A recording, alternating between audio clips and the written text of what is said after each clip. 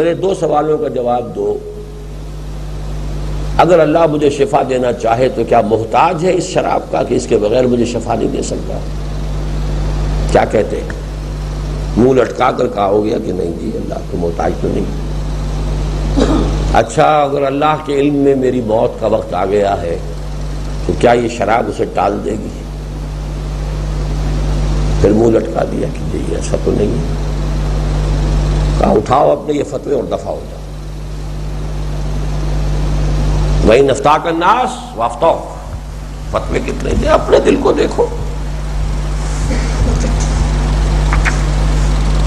حدیث حسن رویناہ فی مسند الامامین احمد بن حنبل والدارمی باسناد حسن. یہ جو ہے حدیث حسن ہے اور یہ مسند احمد بن حنبل اور مسند دارمی میں ہے. 28ویں حدیث ہم پڑھ چکے ہیں. وعظنا رسول اللہ صلی اللہ علیہ وسلم. اس کو چھوڑ دیجئے 31ویں کو، 32ویں پر آئیے. عن ابی سعید سعد بن مالک بن سنان الخدری رضی اللہ عنہ. اب دیکھیے یہ ابو سعید خدری کے نام سے مشہور ہے، کنیت کے نام سے. سعید، ابو سعید ان کی کنیت ہے. سعد ابن مالک ان کا نام ہے، سعد ابن مالک ابن سنان، کنیت ابو سعید. عن ابی سعید الخدری رضی اللہ عنہ ان رسول اللہ صلی اللہ علیہ وسلم قال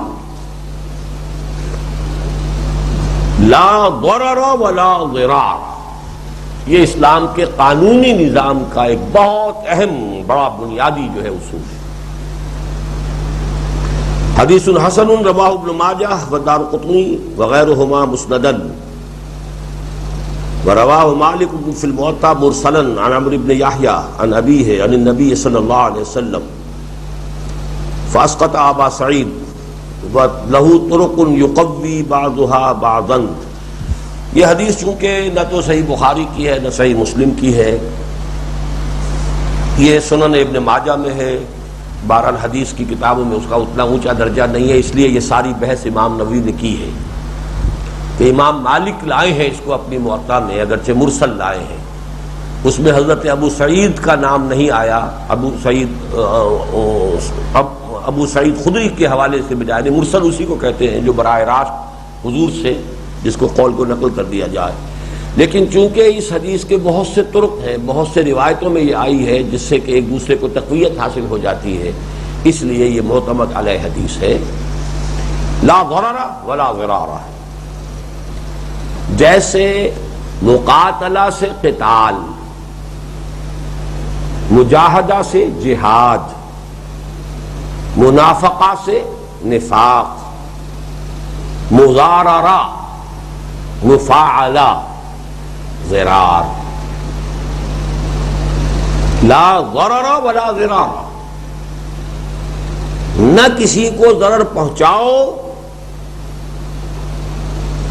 اب اس میں ضرار جو ہے چونکہ دو فریق ہوتے ہیں، اس کے دونوں معنی ہوں گے. نہ کسی سے ضرر کھاؤ، نہ ضرر پہنچاؤ، نہ کسی کو ضرر پہنچانے دو. اپنا بھی ہے تحفظ جو ہے وہ کرو. ایک ترجمہ یہ بھی کیا جاتا ہے کہ ضرر کا بدلہ نہ لو، لیکن میں اسے قوی نہیں سمجھتا. میرے نزدیک صحیح ترجمہ یہی ہے کہ نہ کسی کو چوٹ دو نہ چوٹ کھاؤ. لا ضرر ولا ضرار. اب یہ گویا کہ ہمارے معاملات جو ہیں انسانی، ان کے اندر ایک اصول ہوگا. ہر انسان کو اپنی جان اپنے مال کی تحفظ کا حق حاصل ہے.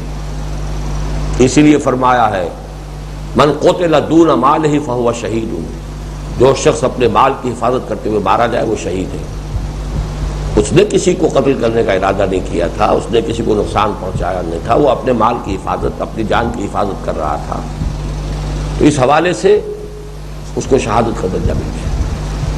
تو لا ضرر ولا ضرار. نہ ضرر پہنچانا ہے اور نہ ضرر پہنچنے دینا ہے اپنے آپ کو. یہ معاشرہ جو ہے اس طرح کا چوکس ہونا چاہیے. اسی ضمن میں بہترین قول جو ہے حضرت مسیح کا ہے سانپ کی طرح چوکنے اور ہوشیار اور فاختہ کی طرح بے ضرر بنو. فاختہ کسی کو ضرر جو ہے وہ نہیں پہنچاتی، لیکن سانپ بھی ایسا چوکنا رہتا، ضرر نہیں کھاتا. ہاں اس کو ضرر پہنچائی جائے تو عام طور پر بھی یہ ہے کہ کاٹتا نہیں ہے، وہ کاٹتا اسی وقت ہے جب اس کو اپنی جان کا اندیشہ ہو جاتا ہے. اس کے اوپر کسی کا پاؤں آ گیا تو ظاہر بات ہے وہ تو سمجھ رہا ہے کہ مجھے مارنے لگا، ہی کاٹے گا، ڈسے گا. تو سانپ کے مانند ہوشیار کہ تمہیں کوئی ضرر پہنچا نہ سکے، لیکن فاختہ کے مانند بے ضرر بنو. لا ضرر ولا ضرار. اسی طرح اسلام کے قانون عدالتی کا یہ ایک بہت اہم اصول ہے جو اگلی حدیث میں آ رہا ہے. عن ابن عباس رضی اللہ عنہما ان رسول اللہ صلی اللہ علیہ وسلم قال. حضرت عبداللہ ابن عباس رضی اللہ تعالیٰ عنہ سے مروی ہے کہ اللہ کے رسول صلی اللہ علیہ وسلم نے فرمایا لو یعطى الناس بدعواهم لادعى رجال اموال قوم ودماءهم لكن البينة على المدعي واليمين على من انكر. حدیث حسن رواه البيهقي وغيرهما هكذا وبعضه في الصحيحين. بعضه في الصحيحين اس حدیث کا کچھ حصہ تو صحیحین میں بھی ہے، لیکن اس طرح مکمل حدیث جو ہے وہ امام بیہقی لائے ہیں.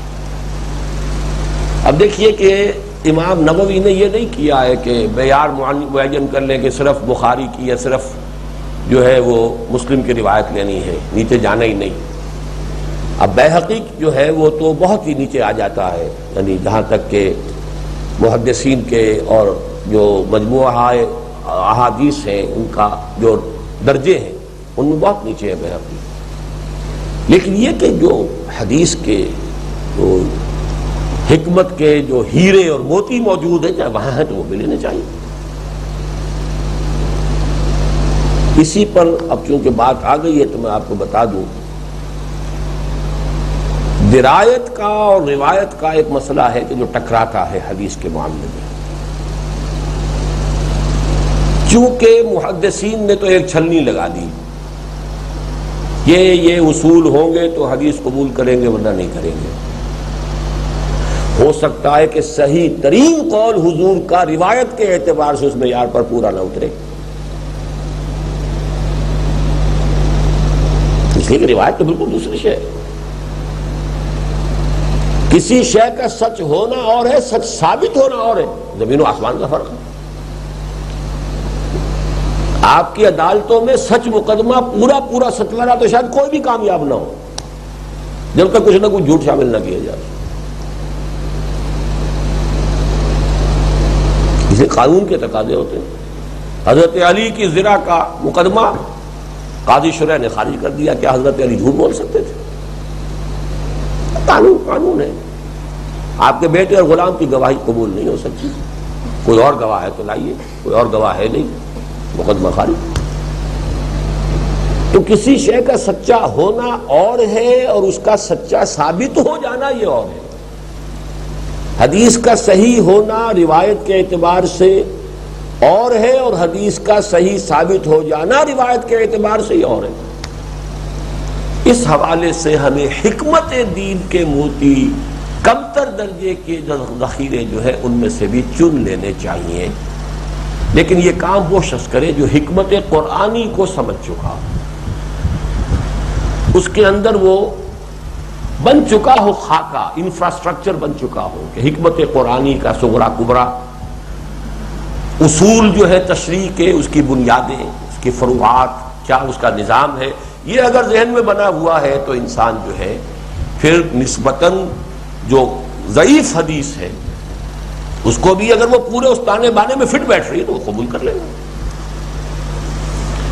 اسی لیے ہمارے عام اصول ہے کہ فضائل کے ضمن میں ضعیف احادیث قبول کر لی جاتی ہے. البتہ قانون جہاں حلال اور حرام کا ثابت ہو رہا ہو وہاں نہیں، وہاں روایت کا معاملہ جو ہے اس کو افضلیت حاصل رہے گی. لیکن فضائل ہے، فلسفہ ہے، حکمت ہے، اس میں ضعیف موضوع نہیں. کچھ حدیثیں وہ ہیں جن کا موضوع ہونا ثابت ہو گیا، یہ تو وضع کی